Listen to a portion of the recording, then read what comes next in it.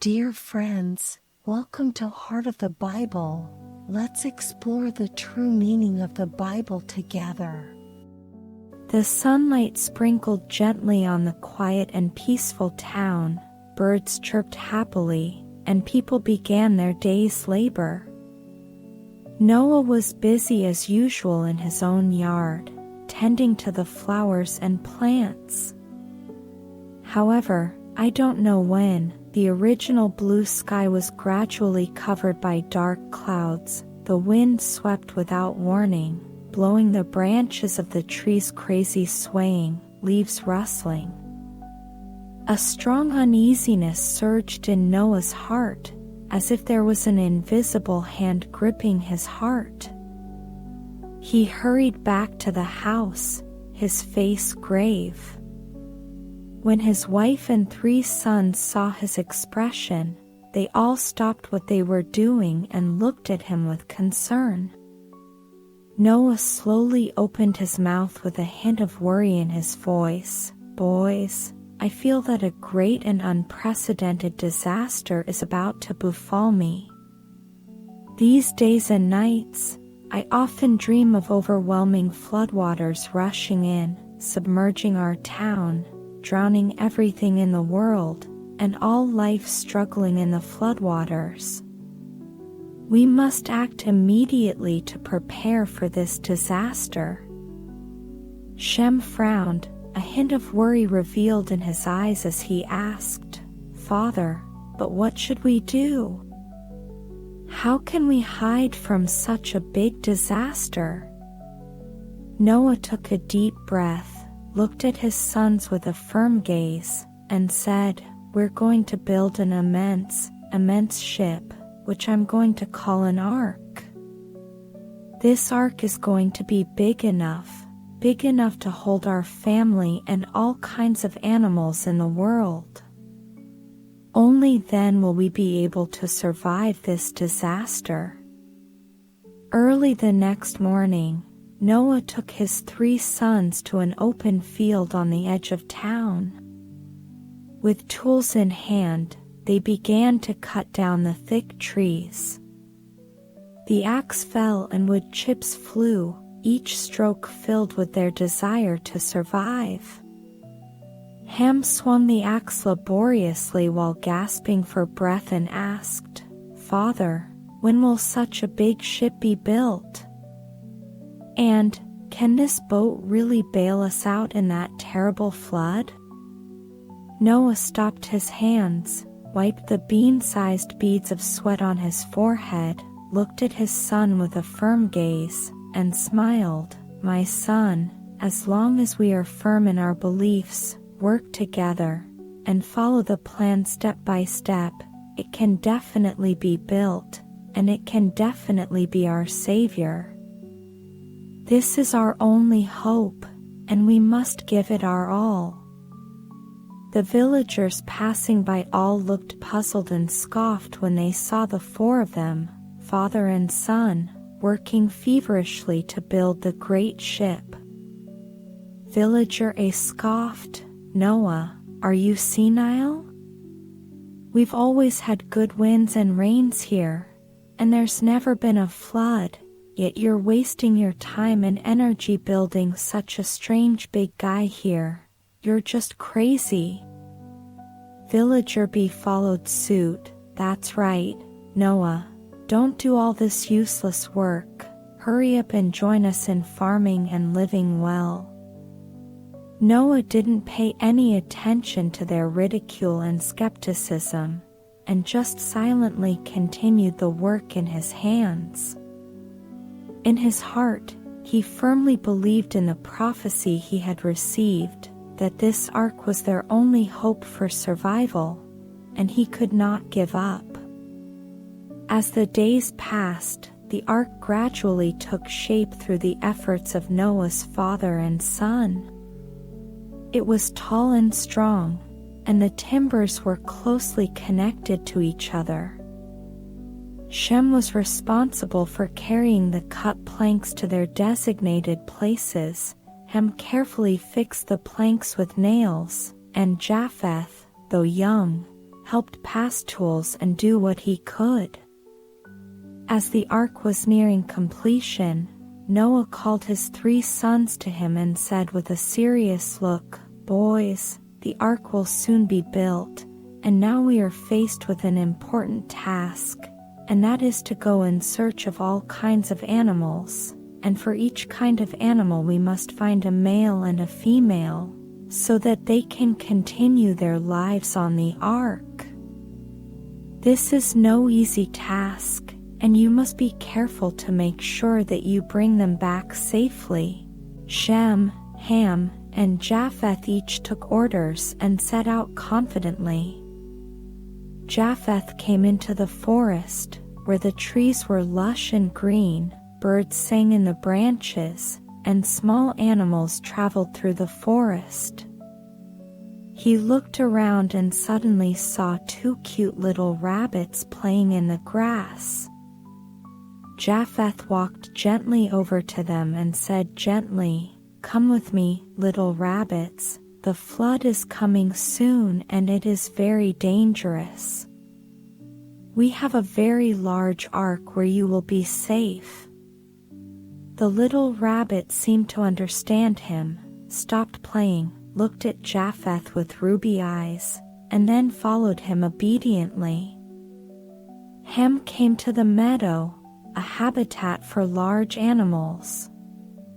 He saw majestic lions and tigers from afar. Ham took a deep breath, gathered courage and walked towards them and said respectfully, "Mr. Lion, Mr. Tiger, I am Ham, the son of Noah. A great flood is coming, and the whole earth will be drowned. We have built an ark, and I hope you will come with me to the ark to escape this disaster, so that your race will not become extinct." The lion and the tiger looked at each other, and in their eyes there was a flash of. Just as the animals had boarded the ark, the sky suddenly became as dark as ink, and bean-sized raindrops crackled down, instantly forming a downpour. The wind was howling as if it wanted to tear the whole world apart. The floodwaters rose like an animal, overtopping the streets of the town and flooding the houses, trees, and fields. Noah's family and the animals were in the ark. The ark rocked violently in the raging floodwaters, like a leaf fluttering in a fierce wind. Japheth clung to the railing, his little face white with fear, and asked with some trepidation, "Father, are we really safe? This flood looks too scary." Noah hugged Japheth tightly and comforted him, "Son, don't be afraid. As long as we stay in the ark and follow the arrangements, we will be able to get through this disaster. This ark is our refuge, and it will protect us." Inside the ark, the animals were also alarmed. The lions roared nervously and low, the birds chirped in terror, and the bunnies hid in corners shivering with fear. Noah's wife and sons rushed to calm them. Noah's wife whispered to the bunnies, "Don't be afraid, little ones, everyone will be all right. We'll get through this together." Shem, on the other hand, brought some hay and spread it out where the animals were resting to make them feel more comfortable. Ham and Japheth were also busy distributing food to the animals to stabilize them. On the ark, days passed by as if time had become long. Noah and his family were busy taking care of the animals every day. Shem was in charge of preparing grass for the herbivores. He got up early every morning, took his scythe, went to the special place inside the ark where the grass was stored, cut fresh grass, and then brought it to the herbivores in bundles. When the elephants saw Shem coming, they waved their trunks happily, and Shem smiled and said, "Uncle Elephant, eat slowly, there is still plenty of grass left." Ham, on the other hand, searched for suitable food for the carnivores. He picked out marinated meats in the storage room of the ark and carefully brought them to the lions, tigers, and other carnivores. The tiger took the food and gave a low roar as if to express his gratitude. With a smile, he said, "You're welcome. I hope you'll have enough to eat and we'll get through this difficult time together." Japheth then helped clean up inside the ark. He took a broom and carefully swept every corner, cleaning up any hair and feces that the animals had dropped. The little monkey jumped around him mischievously and grabbed his broom from time to time. Japheth laughed and said, "Don't be a naughty boy, don't make any trouble. We all have to obey the order, so that we can live more comfortably in the ark."